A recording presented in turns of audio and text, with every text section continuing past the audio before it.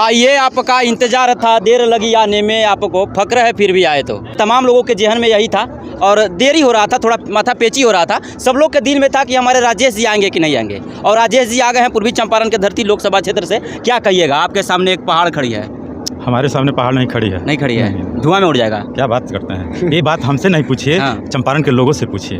और मैं आपको बताना चाहता हूँ कि जिनसे लड़ना है उनसे केसरिया की धरती पर 2015 में हम लड़ चुके हैं। अच्छा, अंदर ही अंदर किसका क्या औकात है पता है सबको।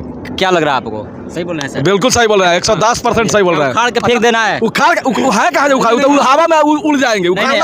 अभी 3 बार से कमंडल राज चल रहा है और कमंडल राज को उखाड़ना, और आप लोग इतना दावा के साथ कर रहे हैं। सबसे पहली बात है कि यहाँ का लोकल उम्मीदवार नहीं हुआ करता था, जिसकी वजह से लोग सेंटिमेंट में कहीं से आ जाते थे, विनोद श्रीवास्तव दूर दराज से जो भी हो आ जाते थे, इसीलिए। अच्छा, आप आए हैं, जनता में क्या उम्मीद रहेगी कि वहीं सोने वाली कहानी करिएगा कि कुछ करिएगा? क्या बात करते हैं, आपसे हम मतलब डिबेट कर रहे हैं, लेकिन कभी जो 30 साल से यहाँ पर राज कर रहा है, कभी आपने डिबेट किया है? घेर के पूछे हैं सर, आप शायद वीडियो नहीं। आपकी विजन क्या है? नहीं, चंपारण की धरती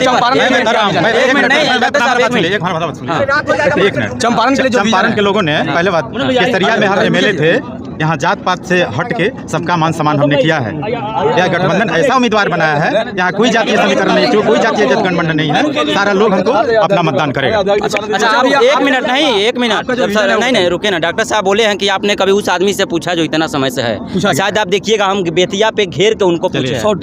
धन्यवाद। घेर के पूछेंगे, आपको कितना बड़ा चुनौती का सामना करना पड़ रहा है? जो 5 बार MP है उनसे आपको लग रहा होगा कि चुनौती करना है, लेकिन जिनको लड़ना है हमसे, उनसे उस महोदय से पूछे कि उनकी क्या हाल है। सर एक सवाल हम थोड़ा कड़वा पूछेंगे, जरूर पूछा जाएगा।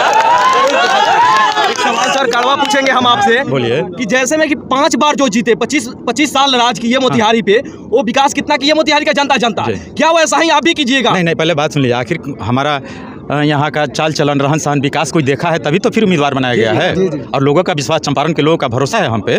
और पहले से आदरणीय सांसद महोदय जो विकास किए हैं उससे हमको कोई मतलब नहीं है, और हम उनसे भी आशीर्वाद लेंगे और चंपारण के लोगों से भी आशीर्वाद लेंगे कि अब हमको मौका दिया जाए सेवा करने। मोतिहारी के लोग इतना दिन से इंतजार कर रहे थे कि कोई महागठबंधन से उम्मीदवार उतरे, तो आपको उतारा गया है, तो क्या कितना खड़ा उम्मीद पर उतरिएगा सर आप? एकदम जनता की विश्वास है, हम भी खड़ा उतरेंगे। चलिए, सब लोग का इंतजार था कि डॉक्टर राजेश कुशवाहा जी अगर आते हैं तो जिलाध्यक्ष महोदय, मोदी जी और मोदी जी के लोग कह रहे हैं कि 400 से 4000 पार आएंगे, 400 से 4000 पार। अब मोदी तो 400 कर रहे हैं, हमारे मुख्यमंत्री 4 लाख कर रहे थे। 4 लाख के बाद कहेगी 40,000। गड़बड़ा जा रहा है, कुछ गड़बड़ हो जाए। ये लोग का सब लोग का घबरा गया, ये लोग केवल हवा में बोल रहे हैं।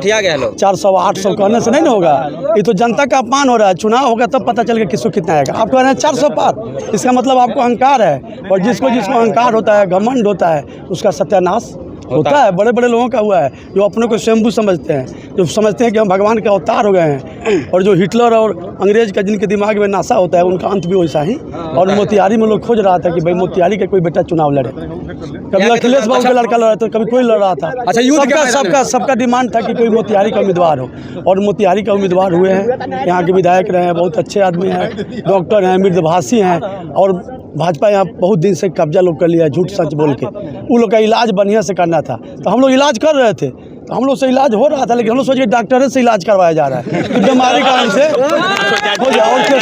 और केसरिया ऐतिहासिक जगह है, केसर बाबा के दरबार में हम लोग सुने। केसरिया पहले लोकसभा था, यहाँ के MP हुए थे भीषम बाबू, 2 बार MP थे, और फिर केसरिया का बेटा ही लोकसभा होने जा रहा है। या केसरिया के लोगों के लिए गर्व है, या पीताम्बर सिंह का भूमि है। मेरे फादर भी यहीं से विधायक, 2 बार विधायक रहे, और केसरिया के लोग सबसे आगे रहेंगे। और राधा मोहन सिंह जी से कहीं लड़ाई नहीं है।